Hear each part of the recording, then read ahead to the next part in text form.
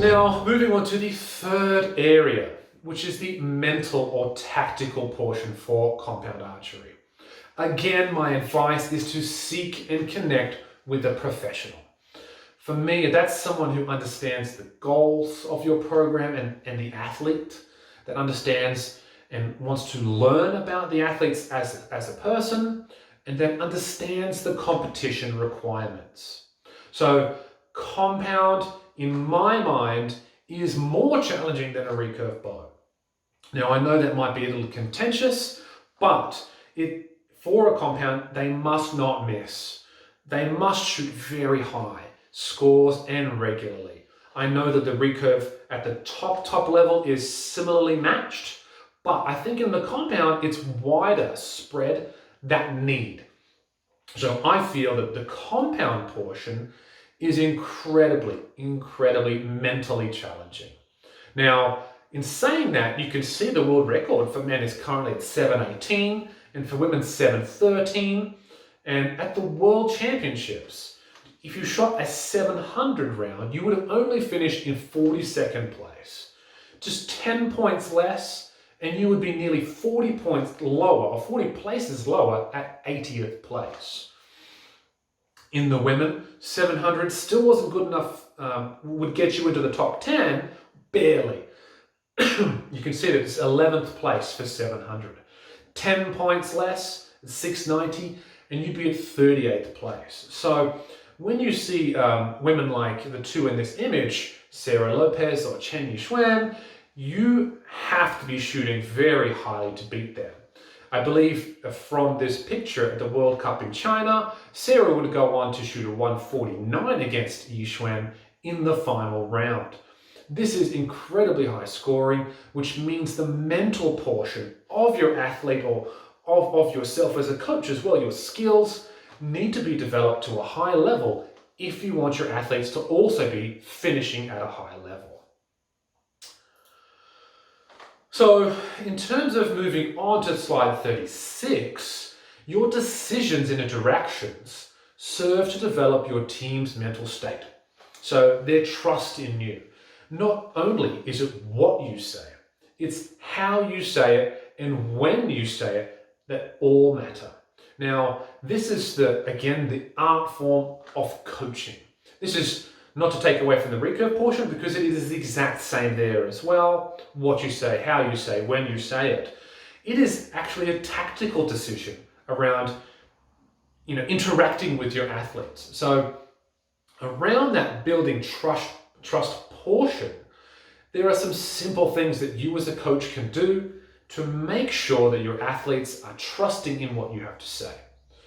Simple things like being on time, caring about them as a person, being genuine. It's very easy to see whether someone is actually genuine and caring about you, if they're listening. So take the time to listen and give attention to your archers. Be friendly with them, but not necessarily their friend. You must be able to speak and communicate with them openly and professionally. You may, in the end, have to take some type of action where you either remove them or do something that they don't want to be doing. Can be a very fine line. So it's one of those things where building trust can take time, but it also can be very easily removed as well if you make a mistake. That trust can easily go away.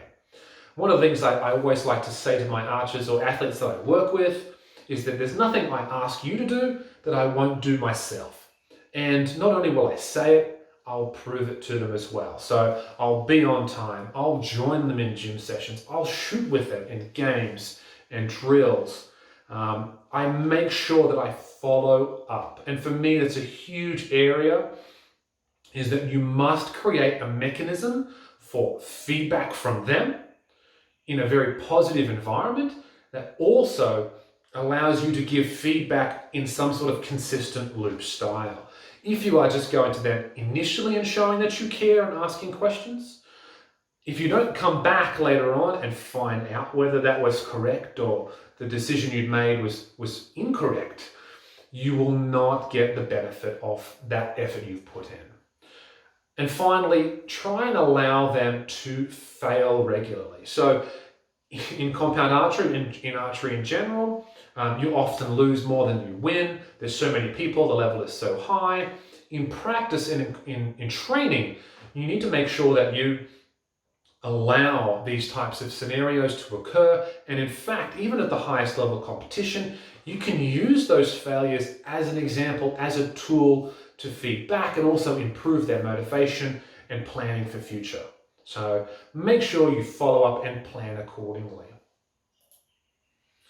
My main personal approach around the mental or tactical portion, as I'm not a trained psychologist in any way, shape or form, is to focus on developing skills in the training sessions themselves. So I like to try and add variations where possible that highlight or reduce perhaps certain areas that we're looking to focus on. They can focus on, I like to try and focus on what they can control.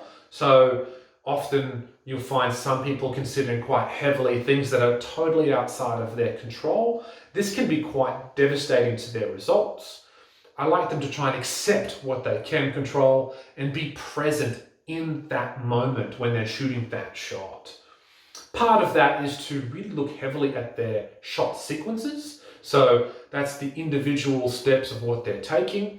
And that varies dramatically from archer to archer, and especially from the higher level to the lower level, and where they are in their development. So one of the lower level athletes might be considering a lot more points. One of the high level athletes, just 1 or 2 points under stress might be what they need for success. So individualization, very, very important to make sure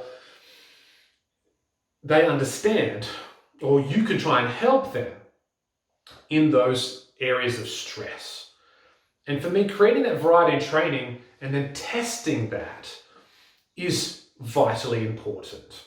So adding in pauses, stresses or distractions, and then having them adjust is super important. I'll discuss this more in the training plan session.